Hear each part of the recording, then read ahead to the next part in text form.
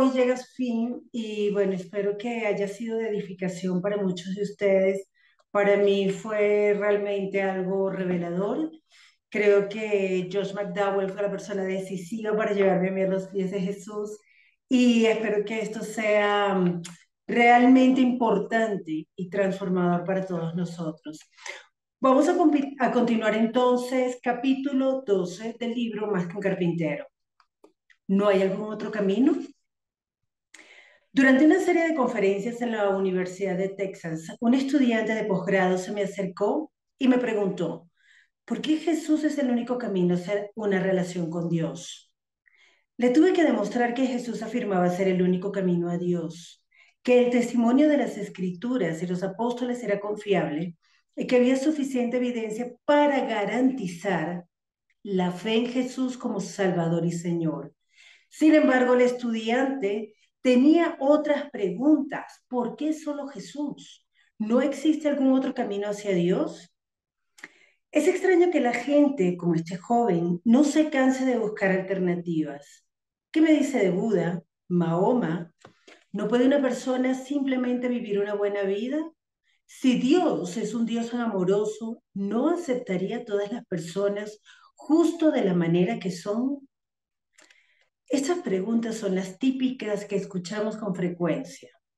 En el entorno actual de tolerancia, la gente parece ofenderse por las exclusivas afirmaciones de que Jesús es el único camino hacia Dios y el único recurso de perdón de los pecados y de la salvación. Esta actitud muestra que muchas personas no comprenden en sí la naturaleza de Dios. Vemos el meollo de su malentendido cuando hacen varias veces la siguiente pregunta. ¿Cómo un Dios amoroso permite que alguien se vaya al infierno? Muchas veces le doy la vuelta a la pregunta y digo, ¿cómo un Dios santo, justo y recto permite un pecador en su presencia? La mayoría de la gente entiende que Dios sea un Dios amoroso, pero no ven más allá. Dios no es solo amor, Dios es también recto, justo y santo. No puede tolerar el pecado en su cielo, más de lo que uno toleraría un perro sucio, maloliente y enfermo en el hogar. Esta mala interpretación acerca de la naturaleza básica de Dios y de su carácter es el motivo de muchos problemas teológicos y éticos. En esencia, conocemos a Dios a través de sus atributos. Sin embargo, sus atributos no son parte de Él, de la misma manera que los atributos que has adoptado son parte de ti.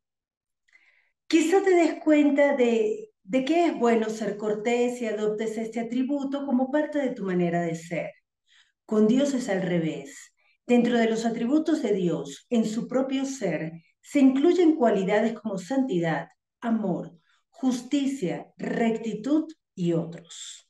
Por ejemplo, la bondad no es una parte de Dios, sino más bien algo que es verdaderamente propio de la naturaleza misma de Dios. Los atributos de Dios tienen su origen en quien es Él. No los adoptó a fin de que formaran parte de su naturaleza, fluyen de su naturaleza. Así que cuando decimos que Dios es amor, no queremos dar a entender que una parte de Dios es amor, sino que el amor es un atributo que es auténtico de manera innata en él. Cuando Dios ama, no está tomando una decisión, solo está siendo el mismo. He aquí el problema con relación a nosotros. Si la naturaleza de Dios es el amor, ¿cómo es posible que envíe a alguien al infierno? La respuesta, en pocas palabras, es que Dios no envía a las personas al infierno. Van debido a sus propias decisiones. A fin de explicarlo, debemos volver de nuevo a la creación. La Biblia indica que Dios creó al hombre y a la mujer con el propósito de que pudieran compartir su amor y su gloria con ellos. No obstante, Adán y Eva decidieron rebelarse y tomar su propio camino. Abandonaron el amor y la protección de Dios.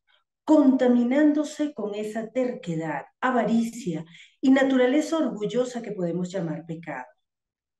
Debido a que Dios amaba de manera entrañable al hombre y a la mujer, incluso después que lo despreciaron, deseaba llegar hasta ellos y salvarlos del mortal camino que habían escogido.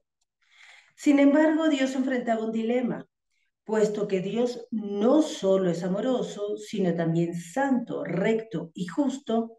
El pecado no puede sobrevivir en su presencia. Su misma santa, justa y recta naturaleza destruiría a la pareja pecadora. Por eso la Biblia dice, la paga del pecado es muerte. Romanos 6:23. Por tanto, ¿cómo podía Dios resolver este dilema y salvar al hombre y a la mujer? La divinidad, Dios el Padre, Dios el Hijo y Dios el Espíritu Santo tomó una sorprendente decisión. Jesús, Dios, el Hijo, se haría carne humana, se convertiría en Dios hombre. Leemos esto en el primer capítulo del Evangelio de Juan, donde dice que el Verbo se hizo carne y habitó entre nosotros. Juan 1:14. También Filipenses 2 nos dice que Jesucristo se despojó de sus prerrogativas divinas y tomó la forma humana. Lee Filipenses capítulo 2, versículos 6 y 7. Jesús era el Dios hombre. Era tan hombre como si nunca hubiera sido Dios, y tan Dios como si nunca hubiese sido hombre. Su humanidad no menguó su deidad, y su deidad no doblegó su humanidad. Por su propia decisión vivió una vida sin pecado, obedeciendo por completo al Padre. A él no lo culpó la declaración bíblica de que la paga del pecado es la muerte, debido a que no solo era un hombre finito, sino también un Dios infinito. Tenía la capacidad infinita de llevar sobre sí los pecados del mundo. Cuando ejecutaron a Jesús en la cruz hace más de 2000 años, Dios aceptó su muerte como sustituta de la nuestra. Así se satisfizo la justa y recta naturaleza de Dios. Se hizo justicia, se pagó el castigo. Entonces en ese momento la naturaleza del amor de Dios estaba libre de las limitaciones de la justicia y Él podía aceptarnos de nuevo y ofrecernos lo que perdimos en el Edén, una restauración de la relación original en la que podríamos experimentar su amor y gloria. A menudo le pregunto a la gente, ¿por qué murió Jesús? Casi siempre responden, por mí o por el mundo. Y les digo, sí, eso es cierto. Pero, ¿por quién más murió Jesús? Por lo general admiten que no lo saben. Les respondo, por Dios el Padre. Ya ves, no solo Cristo murió por nosotros, sino también murió por el Padre. De esto habla la última sección de Romanos 3, donde algunas versiones de la Biblia le llaman a la muerte de Jesús una propiciación. Lee Romanos 3:25, versión Reina Valera 1960. En esencia, propiciación significa la satisfacción de un requisito. Cuando Jesús murió en la cruz, no solo murió por nosotros, sino que también murió para cumplir las santas y justas exigencias intrínsecas en la naturaleza básica de Dios. La contaminación se eliminó. De este modo, podríamos estar limpios en su presencia. Hace varios años escuché una historia real que aclara lo que hizo Jesús en la cruz a fin de resolver el problema de Dios para lidiar con nuestro pecado. A una joven la detuvieron por exceso de velocidad. El policía la multó y la llevó ante el juez. Este leyó la citación y preguntó, ¿culpable o no culpable? La mujer respondió, culpable. El juez dejó caer el martillo y la sancionó con $100 o 10 días en la cárcel. Entonces hizo algo asombroso. Se paró, se quitó la toga, bajó del estrado, sacó su billetera y pagó la multa de la joven. ¿Por qué? El juez era su padre. Amaba a su hija, pero era un juez justo. La muchacha infringió la ley Y él podía decirle, debido a que te amo mucho, te perdono. Puedes irte sin pagar y sin recibir el castigo. Si hubiera hecho tal cosa, no hubiera sido un juez justo, no apoyaría la ley. Sin embargo, debido a su amor por su hija, estaba dispuesto a quitarse la toga judicial, renunciar a su posición, asumir su relación como padre y pagar la multa. Esa historia ilustra a pequeña escala lo que Dios hizo por nosotros por medio de Jesucristo. Nosotros pecamos y la Biblia dice que la paga del pecado es muerte. Cuando Dios nos mira, a pesar de su tremendo amor por nosotros, tiene que golpear con el martillo y decir muerte, pues es un Dios justo y recto. Y con todo, puesto que también es un Dios amoroso, estuvo dispuesto a bajar de su trono en la forma del hombre Jesucristo y pagar el precio por nosotros, el cual fue su muerte en la cruz. En este momento muchas personas hacen la pregunta obvia, ¿por qué Dios no podía perdonar sin exigir pago alguno? En cierta ocasión, un ejecutivo de una gran corporación me dijo, a menudo mis empleados dañan equipos, malgastan materiales y rompen las cosas. Solo los perdono. ¿Me está diciendo que yo puedo hacer algo que Dios no puede hacer? El ejecutivo no se daba cuenta de que su perdón le costaba algo. Su compañía pagaba por los errores de sus empleados al reparar y sustituir los artículos. Cada vez que hay perdón, existe el pago. Por ejemplo, digamos que mi hija rompe una lámpara en mi casa. Soy un padre amoroso y perdonador. Así que la abrazo y le digo, no llores, cariño. Papá te ama y te perdona. Casi siempre la persona que escucha esta historia dirá, eso es con exactitud lo que debe hacer Dios. Entonces viene la pregunta, ¿quién pagó por la lámpara? El hecho es que lo hice yo. El perdón siempre tiene un precio. Digamos que alguien te insulta delante de otros y más tarde le dices con amabilidad, te perdono. ¿Quién soporta el precio de ese insulto? ¿Tú? Soportas el dolor de la mentira y la pérdida de reputación ante los ojos de esos que presenciaron el insulto. Esto es lo que Dios hizo por cada uno de nosotros. Dijo, te perdono. Sin embargo, pagó su propio precio por el perdón a través de la cruz. Es un pago que no puede ofendernos. Es un pago que no puede ofrecernos Buda, Mahoma, Confucio, ni ningún otro líder religioso o ético. Nadie puede pagar el precio con solo vivir una buena vida.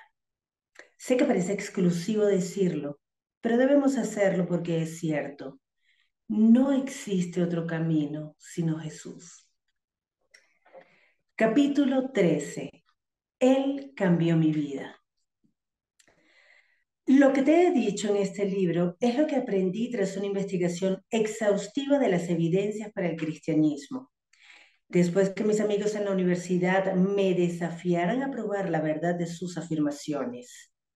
Quizás pienses que una vez que observé pruebas como esta, salté a bordo de inmediato y me convertí en cristiano. Sin embargo, a pesar de la abundancia de evidencia, sentí una fuerte resistencia a dar el paso decisivo. Mi mente estaba convencida de la verdad. Tenía que admitir que Jesucristo debía ser justo el que él decía ser. Veía con una claridad que el cristianismo no era un mito ni una fantasía de ilusorios soñadores, ni un engaño del que se aprovechaban los tontos, sino una sólida verdad. Sabía la verdad, pero mi voluntad me empujaba hacia otra dirección. Mi resistencia se debía a dos razones, el placer y el orgullo. Pensaba que convertirse en cristiano significaba renunciar a la buena vida y entregar el control. Podía sentir a Jesucristo a la puerta de mi corazón suplicando, mira, He estado parado a tu puerta tocando a cada instante. Si escuchas mi llamado y abres la puerta, yo voy a entrar. Parafraseado de Apocalipsis 3:20. Esa puerta la mantenía cerrada y arrancada. No me interesaba si él caminó sobre el agua ni si transformó el agua en vino. No quería que ningún aguafiestas echara a perder mi diversión. No podía pensar en ninguna forma más rápida para arruinar mis buenos tiempos. Les llamaba buenos tiempos, pero me sentía desdichado en realidad. Era un campo de batalla andante. Mi mente me decía que el cristianismo era cierto, pero mi voluntad se resistía con toda la energía de la que podía hacer acopio. Luego estaba el problema del orgullo. En ese tiempo, el pensamiento de convertirme en cristiano destrozaba mi ego. Acababa de probar que todos mis pensamientos anteriores eran falsos y que mis amigos tenían razón. Cada vez que salía con esos entusiastas cristianos, bullía el conflicto interno. Si alguna vez has estado en compañía de personas felices cuando eres un desdichado, sabes cómo puede molestarte su alegría. A veces me levantaba literalmente, dejaba al grupo y me apresuraba a salir de la sede de la Federación de Estudiantes. Llegué hasta el punto en que me acostaba a las 10 de la noche, pero no me quedaba dormido hasta las 4 de la mañana. No me podía liberar del problema. Tenía que hacer algo antes que me volviera loco. Siempre trataba de tener la mente abierta, pero no tan abierta de manera que se hiciera pedazos mi materia gris. Como Chesterton dijo, el propósito de abrir la mente, como el de abrir la boca, es cerrarla de nuevo sobre algo sólido. Abrí mi mente y al fin la cerré en la más sólida realidad que experimentara jamás. El 19 de diciembre de 1959, a las 8:30 de la noche, durante mi segundo año en la universidad, me convertí en cristiano. Alguien me preguntó, ¿cómo sabes que eres cristiano? Mi respuesta fue simple, ha cambiado mi vida. Esta transformación es lo que me asegura la validez de mi conversión. Esta noche oré por 4 cosas a fin de establecer una relación con el Cristo resucitado y viviente, y agradezco que se respondiera esa oración. En primer lugar dije, Señor Jesús, gracias por morir en la cruz por mí. En segundo lugar dije, confieso esas cosas en mi vida que no te agradan y te pido que me perdones y me limpies.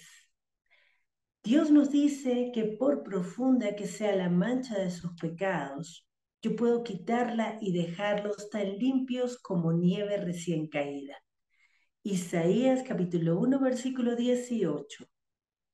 En tercer lugar dije, ahora mismo, de la mejor manera que sé, abro la puerta de mi corazón y mi vida y confío en ti como mi Salvador y Señor.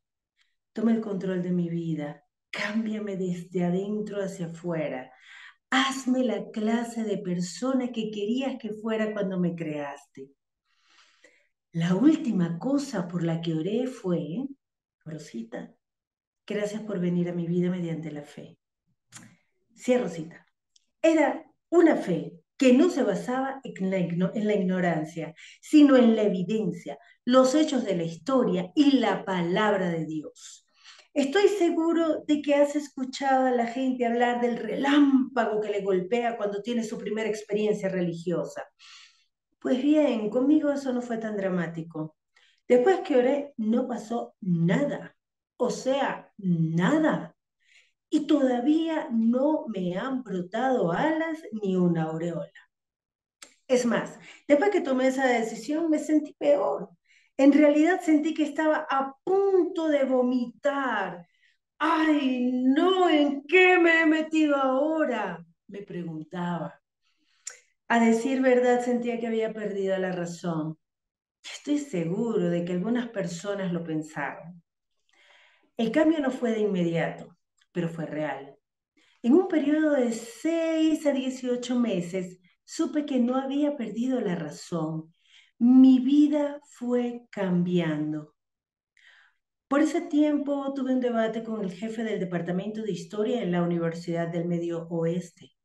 Le hablaba de mi nueva vida y me interrumpió con: McDowell, ¿está tratando de decirme que Dios ha cambiado en realidad su vida? Deme algunos detalles específicos. Después de escucharme explicar por 45 minutos, me dijo al final: está bien, eso es suficiente. Uno de los cambios sobre el cual le hablé fue el alivio de mi inquietud. Antes de aceptar a Cristo, siempre tenía que estar ocupado. Tenía que estar una y otra vez en la casa de mi novia, en una fiesta, en la federación de estudiantes, o yendo de un lado a otro con los amigos. Cruzaba el campus con la mente en un torbellino de conflictos. Siempre andaba dando tumbos. Me sentaba y trataba de estudiar o pensar, pero no podía hacerlo. Sin embargo, después que tomé esa decisión por Cristo, una especie de paz mental se asentó sobre mí. No me malentiendas, no significa que cesaran todos los conflictos. Lo que descubrí en esa relación con Jesús no fue tanto la ausencia de conflictos como la habilidad de hacerles frente. No cambiaría por nada, no cambiaría eso por nada en el mundo. Otra esfera en la que comencé a cambiar fue en mi mal carácter. Solía perder los estribos si alguien solo me miraba atravesado. Todavía tengo las cicatrices de una pelea en la que casi mato a un hombre en mi primer año en la universidad.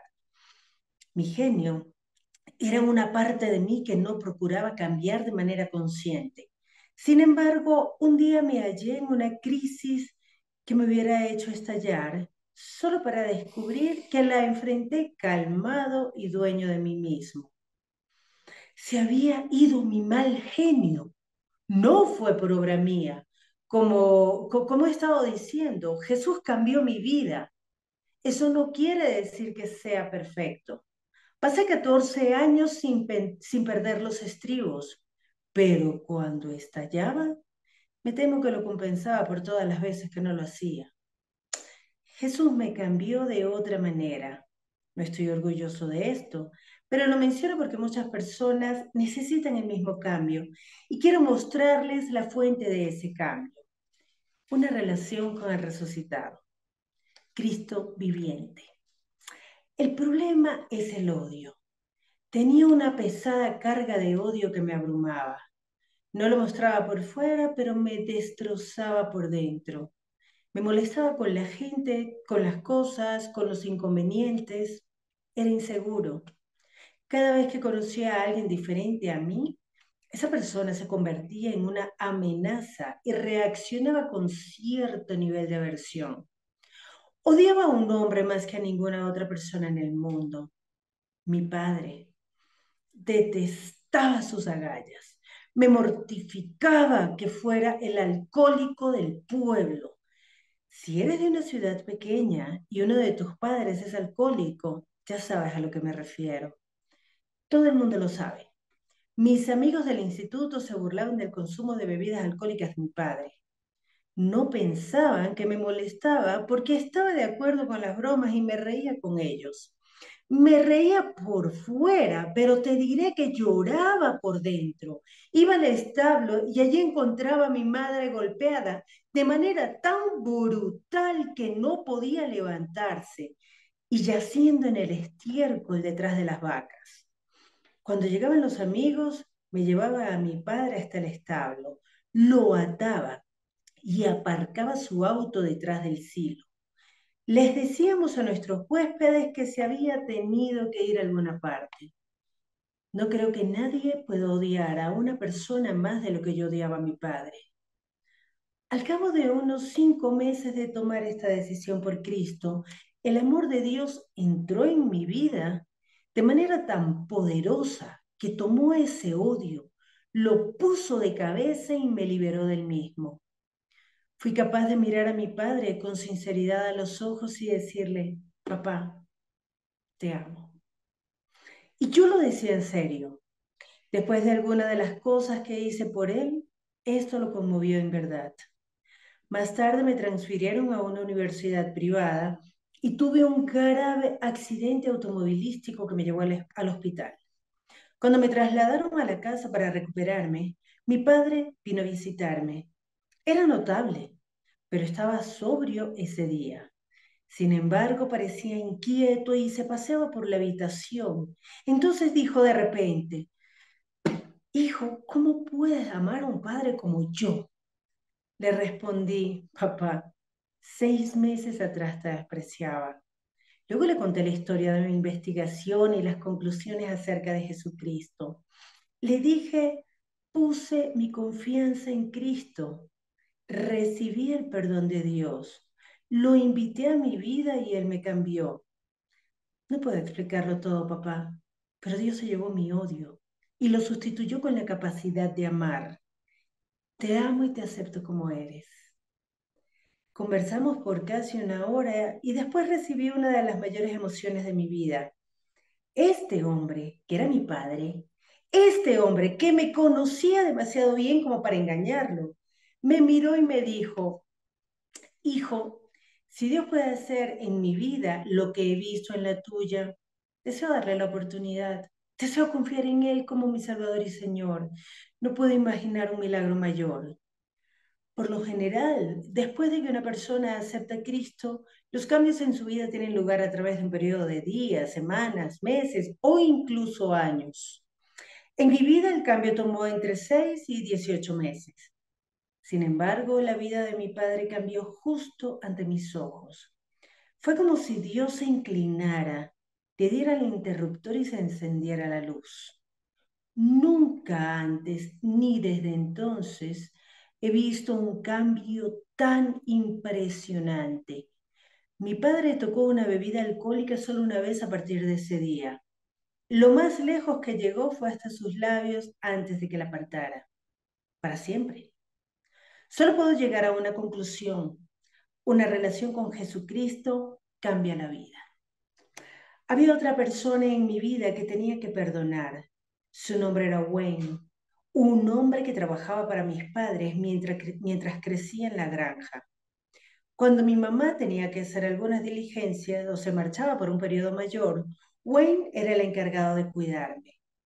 Mamá me llevaba ante Wayne y decía, ahora obedece a Wayne y haz todo lo que te pida que hagas. Si no lo haces, te daré una paliza cuando llegue a casa. Créeme, tú no desearías recibir una paliza de mi madre. Sin embargo, habría aceptado de buena gana las palizas si hubiese sabido lo que Wayne tenía reservado para mí.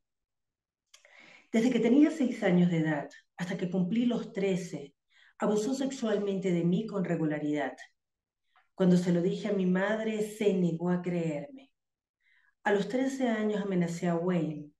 Si alguna vez me tocas de nuevo, te voy a matar. Wayne sabía que hablaba en serio y dejó de hacerlo.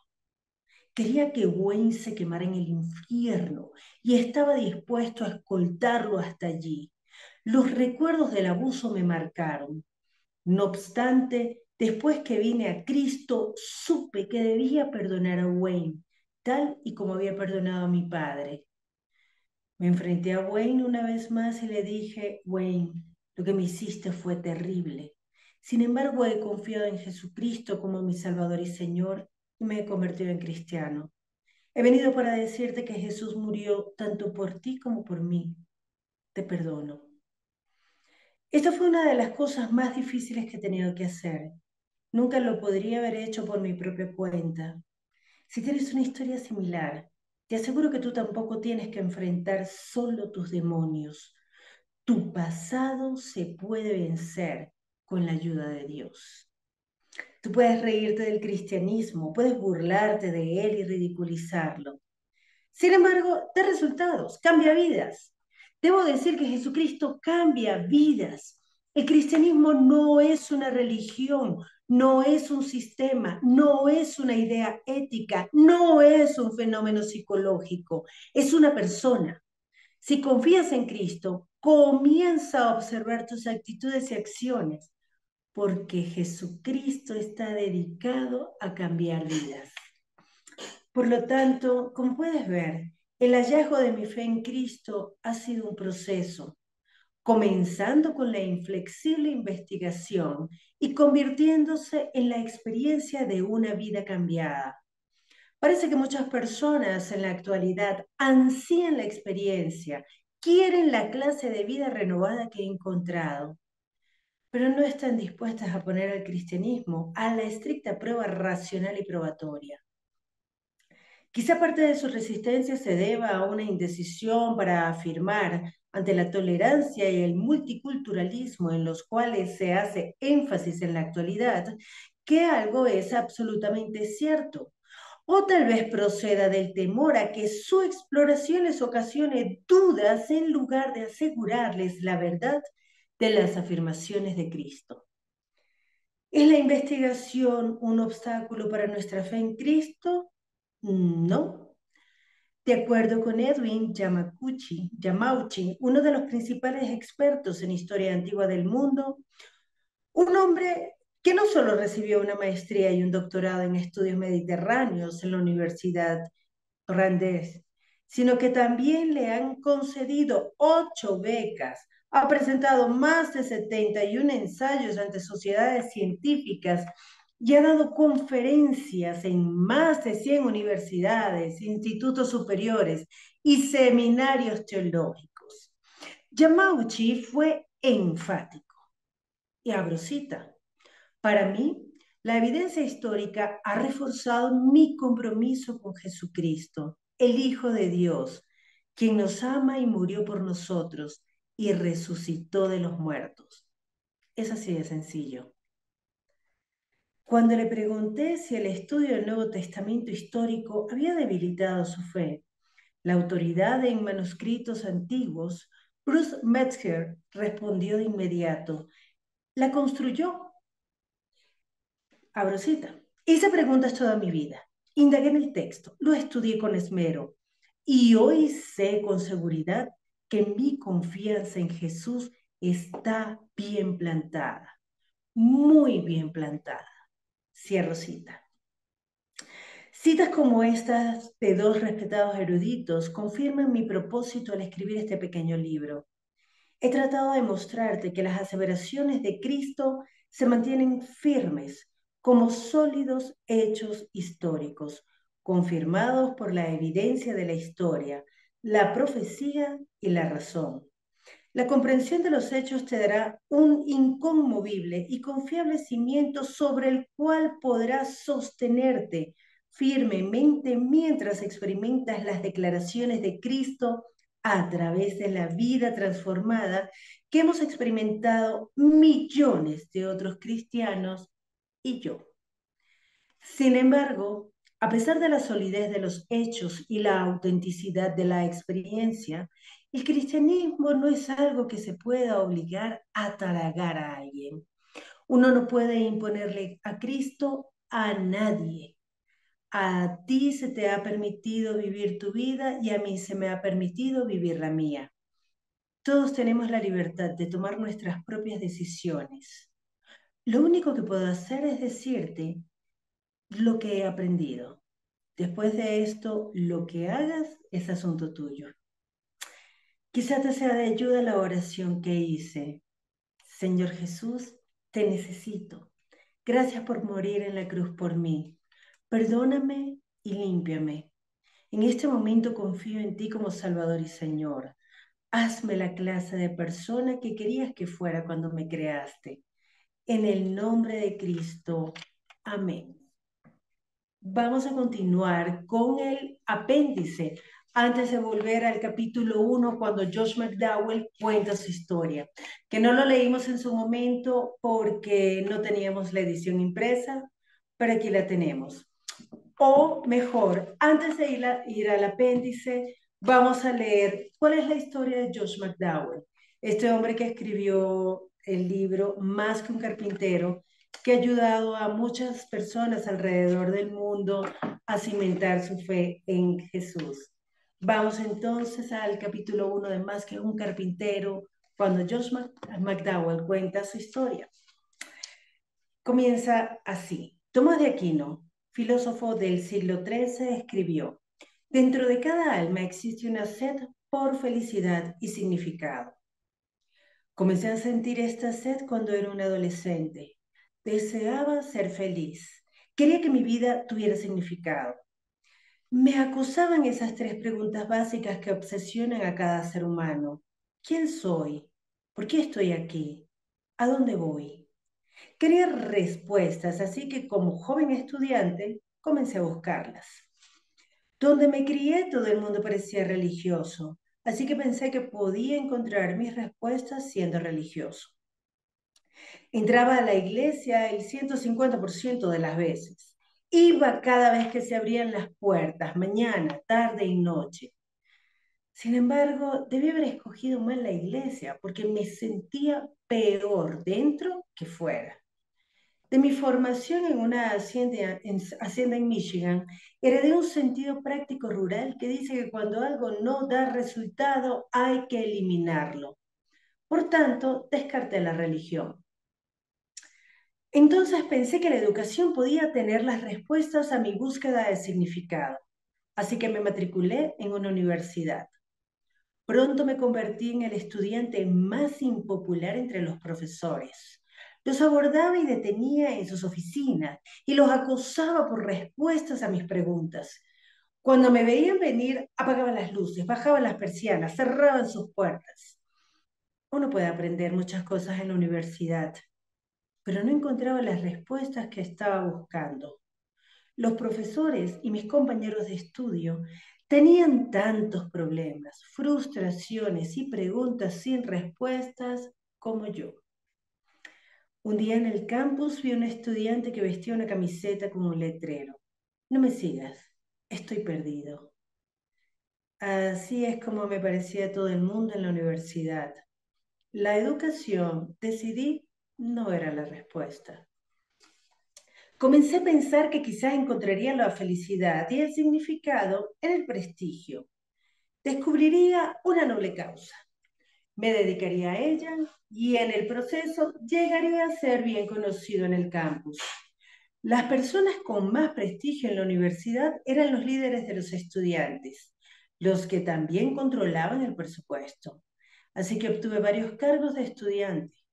Fue una embriagadora experiencia conocer a todos en el campus, tomar decisiones importantes, gastar el dinero de la universidad consiguiendo los oradores que quería y el dinero de los estudiantes para organizar fiestas.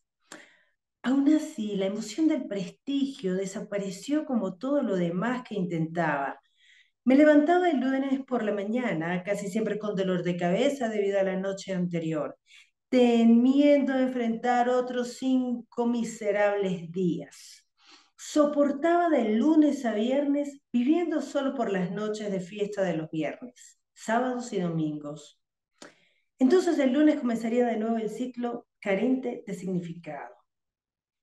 No quería revelar el secreto de que mi vida no tenía sentido. Era demasiado orgulloso para eso. Todo el mundo pensaba que era el hombre más feliz del campus. Nunca sospechaban que mi felicidad era una falsedad. Dependía de mis circunstancias. Si las cosas iban bien, fantásticas para mí, me sentía fantástico. Cuando las cosas iban pésimas para mí, me sentía pésimo, solo que no lo demostraba. Era como un barco en alta mar, lanzado de un lado al otro por las olas. No tenía timón, ni dirección, ni control. Con todo, no podía encontrar a alguien que viviera de cualquier otra manera. No podía encontrar a alguien que me dijera cómo vivir de forma diferente. Estaba frustrado. No, era peor que eso. Existe un término duro que describe la vida que estaba viviendo: infierno. Por aquel entonces noté un pequeño grupo de personas, 8 estudiantes y 2 profesores, que parecían diferentes a los demás. Parecían que sabían quiénes eran y a dónde iban. Además, tenían convicciones. Es estimulante encontrar personas con convicciones y me gusta estar a su alrededor. Admiro a las personas que creen en algo y adoptan una postura al respecto, aun si no estoy de acuerdo con sus creencias. Me resultaba evidente que estas personas tenían algo que no tenía yo. Eran extremadamente felices y su felicidad no dependía de los altibajos de las circunstancias de la vida universitaria. Era constante. Parecían que contenían una fuente interna de gozo y me preguntaba de dónde procedían. Algunas de esas personas me llamaban la atención. Sus actitudes y sus acciones mutuas en verdad se amaban los unos a los otros. Y no solo entre sí, sino a la gente fuera de su grupo también. Y yo no entendía que solo hablaran sobre el amor. Participaban en la vida de las personas, ayudándolas en sus necesidades y problemas. Era del todo extraño para mí, pero me atraía de manera poderosa. Como casi todo el mundo, cuando veo algo que quiero pero no tengo, comienzo a tratar de ingeniármelas para obtenerlo. Así que decidí hacerme amigo de esas intrigantes personas. Un par de semanas más tarde me senté a la mesa en la sede de la Federación de Estudiantes para hablar con algunos de los miembros de este grupo. La conversación giró en torno a Dios. Era bastante escéptico e inseguro respecto a este tema, así que hice de tripas corazón. Me recosté en mi silla actuando como si me importara un bledo. Cristianismo, bah, fanfarrones, fanfarronía. Eso es para las personas débiles y sin discernimiento, no para los intelectuales. Desde luego, debajo de toda la bravata, quería en realidad lo que tenía esa gente, pero mi orgullo no quería que supieran la dolorosa urgencia de mi necesidad. El tema me molestaba, pero no podía dejarlo. Así que me volví a una de las estudiantes, una mujer bien parecida. Solía pensar que todas las cristianas eran feas. Y le pregunté, dime, ¿por qué eres tan diferente a todos los otros estudiantes y profesores en este campus? ¿Qué cambió tu vida? Sin dudarlo ni avergonzarse, me miró directo a los ojos, muy seria, y pronunció una palabra que jamás esperé escuchar en una discusión inteligente en un campus universitario. Jesucristo. Jesucristo, estallé. Ay, por lo que más quieras. No me des ese tipo de basura. Estoy harto de la religión. Estoy harto de la iglesia. Estoy harto de la Biblia. Yo no hablo de religión, respondí enseguida. Hablo de Jesucristo. Señaló algo que nunca había sabido. El cristianismo no es una religión. La religión es el intento humano de labrar su camino hacia Dios a través de las buenas obras. El cristianismo es Dios que viene a los hombres y a las mujeres por medio de Jesucristo. No me tragué el anzuelo, ni por un minuto. Desconcertado por el valor y la convicción de la joven, me disculpé por mi actitud. Pero es que estoy hasta la coronilla de la religión y de la gente religiosa. Le expliqué. No quiero tener algo que ver con ellos. A continuación, mis nuevos amigos me lanzaron un reto que no podía creer. Me desafiaron a hacer un riguroso e intelectual examen de las afirmaciones de Jesucristo, que Él es el Hijo de Dios, que Él habitó en un cuerpo humano y que vivió entre los hombres y las mujeres reales, que Él murió en la cruz por los pecados de la humanidad, que le enterraron y que resucitó 3 días más tarde, y que Él todavía vive y puede cambiar la vida de una persona. Aquel reto me pareció una broma. Cualquiera con un poco de sentido común sabía que el cristianismo se basaba en un mito. Razonaba que solo un tonto andante podía creer que el mito que Cristo resucitó de los muertos. Estaba acostumbrado a esperar por los cristianos a fin de hablar en la clase de modo que pudiera vapulearlos de un lado a otro. Opinaba que si el cristiano tuviera una célula cerebral, ésta se moriría de soledad. Sin embargo, acepté el reto de mis amigos, sobre todo por despecho, para probarles que estaban equivocados. Estaba convencido de que la historia cristiana no soportaría la evidencia. Era un estudiante de preparatoria en la escuela de leyes y sabía algo acerca de la evidencia. Investigaría a fondo las afirmaciones del cristianismo y regresaría y derribaría los apoyos debajo de su falsa religión. Decidí comenzar con la Biblia.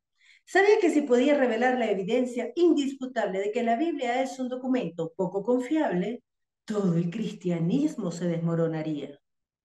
Sin duda los cristianos podían mostrarme que su propio libro dijo que Cristo nació de una virgen que realizó milagros y que resucitó de los muertos. Con todo, ¿qué validez tenía todo eso? Si podía demostrar que la Biblia era poco fiable desde el punto de vista histórico, podía demostrar que el cristianismo era una fantasía hecha por ilusos soñadores religiosos. Tomé el reto en serio. Pasé meses de investigación. Incluso abandoné la escuela por un tiempo a fin de estudiar en bibliotecas de Europa con gran riqueza histórica. Y encontré evidencias. Evidencia en abundancia. Evidencia que no hubiera creído si no la hubiera visto con mis propios ojos. Al final pude llegar a una sola conclusión. Si iba a seguir siendo sincero en lo intelectual, tenía que admitir que los documentos del Antiguo y el Nuevo Testamento eran los escritos más confiables de toda la antigüedad. Y si eran confiables, ¿qué pensar de este hombre, Jesús, a quien había desechado como un simple carpintero de un apartado pueblo en un oprimido y pequeño país, convencido de su propia grandeza? Tenía que admitir que Jesucristo era más que un carpintero, era todo lo que decía ser. No solo mi investigación me ayudó a comenzar una nueva vida en lo intelectual, sino que también respondió a las tres preguntas que puso en marcha mi búsqueda por la felicidad y significado. Sin embargo, como dice Paul Harvey, ese es el resto de la historia. Te diré todo esto al final de este libro. En primer lugar, quiero contarte lo fundamental de lo que aprendí en mis meses de investigación, a fin de que tú también puedas ver que el cristianismo no es un mito, ni la fantasía de soñadores ilusos, ni una jugada engañosa de los ingenuos. Es una sólida roca de verdad. Además, te garantizo que cuando aceptes esa verdad, estarás a las puertas de encontrar las respuestas a estas tres preguntas. ¿Quién soy? ¿Cuál es mi propósito? ¿Y cuál es mi destino? Ahora sí, nos vamos al apéndice del libro y vamos a leer el último apartado de este libro, donde Josh McDowell nos propone algunas leyes espirituales. ¿Ha oído usted las 4 leyes espirituales? Abro cita. Así como hay leyes naturales que rigen el universo, también hay leyes espirituales que rigen nuestra relación con Dios. Cierro cita. Número 1. Primera ley. Dios le ama y tiene un plan maravilloso para su vida. Entre paréntesis, los textos de las Sagradas Escrituras contenidos en este apéndice, de ser posible, deben leerse directamente en la Biblia. El amor de Dios. Y cito, porque de tal manera amó Dios al mundo que ha dado a su Hijo unigénito para que todo aquel que en él cree no se pierda, mas tenga vida eterna. Juan capítulo 3, versículo 16. El plan de Dios. Abro citas. Cristo afirma, yo he venido para que tengan vida y para que la tengan en abundancia. Una vida completa y propósito. Es cita del añadido del autor. Juan 10, versículo 10. ¿Por qué es que la mayoría de las personas no están experimentando esa vida en abundancia? Porque, número 2, segunda ley, el hombre es pecador y está separado de Dios. Por lo tanto, no puede conocer ni experimentar el amor y plan de Dios para su vida. Afirmamos, el hombre es pecador. Cita de Romanos 3:23. por cuanto todos pecaron y están destituidos de la gloria de Dios. Cierro cita. El hombre fue creado para tener compañerismo con Dios, pero debido a su voluntad terca y egoísta, escogió su propio camino y su relación con Dios se interrumpió. Esta voluntad egoísta, caracterizada por una actitud de rebelión activa o indiferencia pasiva, es una evidencia de lo que la Biblia llama pecado. El hombre está separado de Dios. Abro cita, porque la paga del pecado es muerte. Romanos 6:23.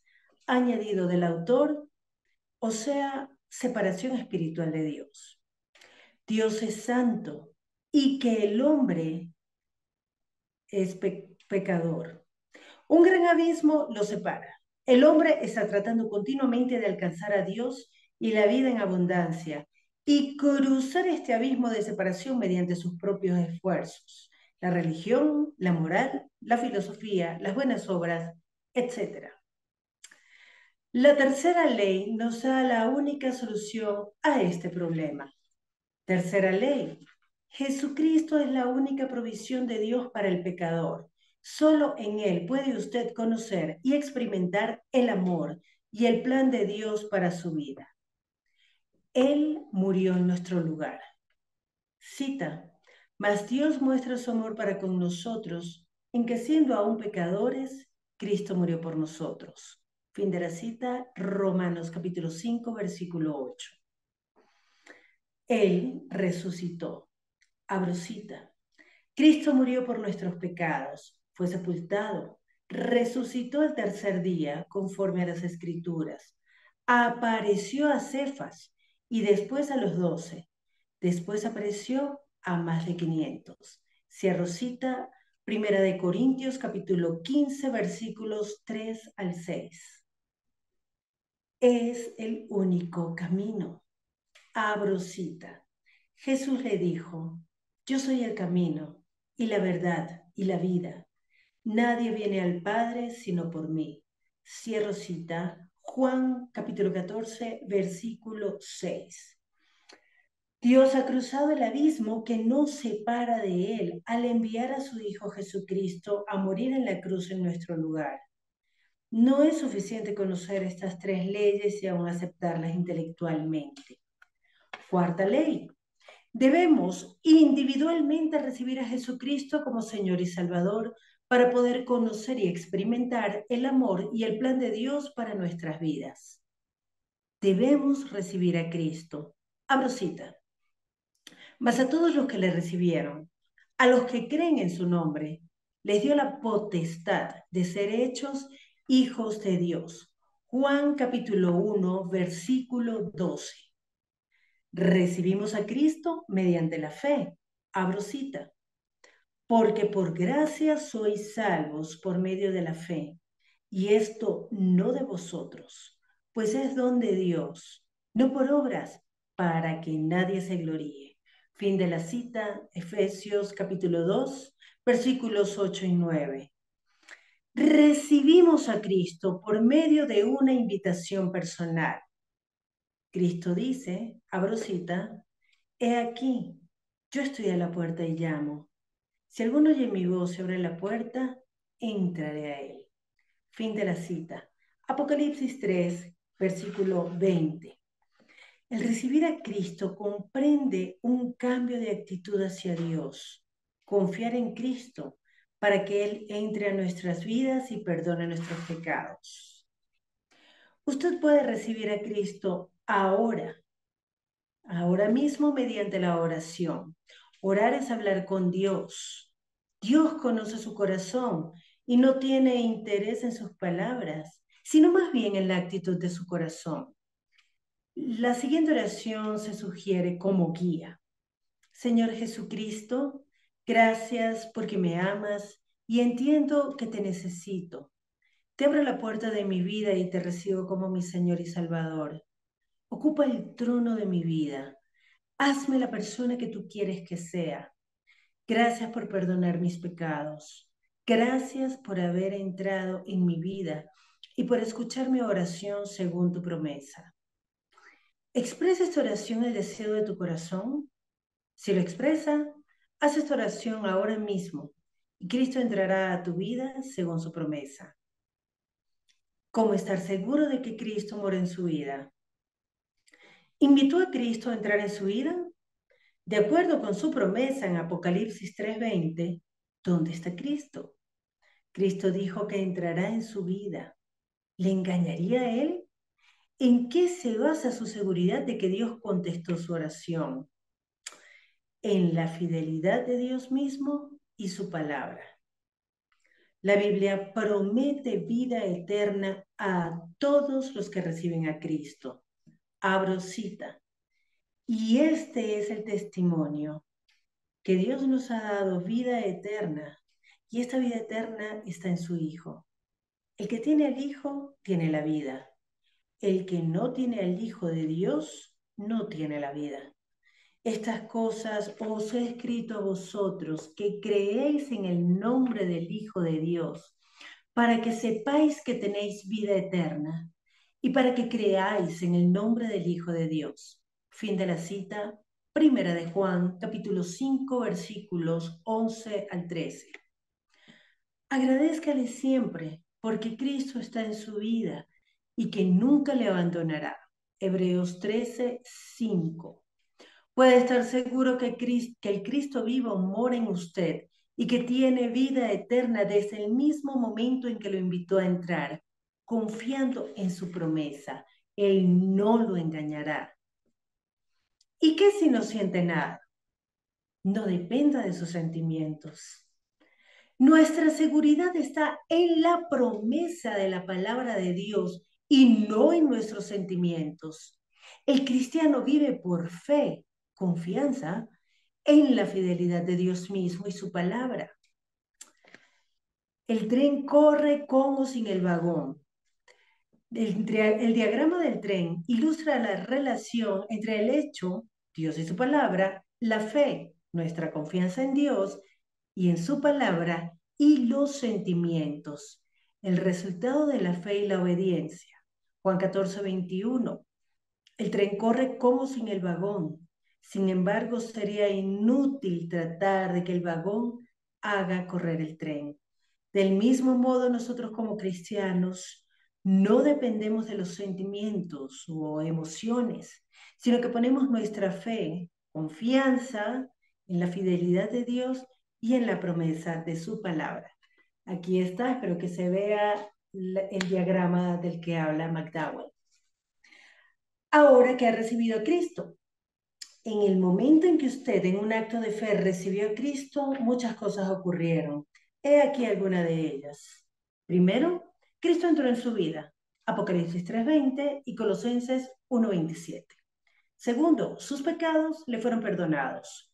Colosenses capítulo 1, versículo 14. Tercero, usted ha llegado a ser hijo de Dios. Juan 1:12. Cuarto, comenzó a vivir una gran aventura para la cual Dios le creó. Juan 10:10, Segunda de Corintios 5:17 y Primera de Tesalonicenses 5:18. ¿Puede usted pensar en algo más extraordinario que le haya ocurrido que el recibir a Cristo? ¿Le gustaría dar gracias a Dios en oración ahora mismo por lo que Él ha hecho por usted? El acto mismo de dar gracias a Dios es una demostración de fe. ¿Y ahora qué? Sugerencias para el crecimiento cristiano. El crecimiento espiritual es el resultado de permanecer confiando en Jesucristo.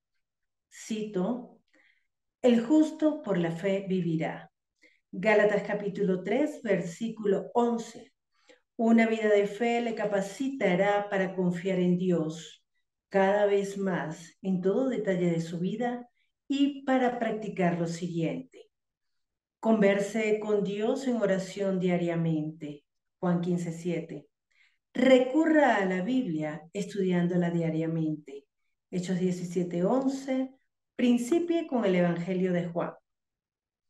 Insista en confiar en Dios en cada aspecto de su vida. Primera de Pedro, capítulo 5, versículo 7. Sea lleno del Espíritu de Cristo. Permítale vivir su vida en usted.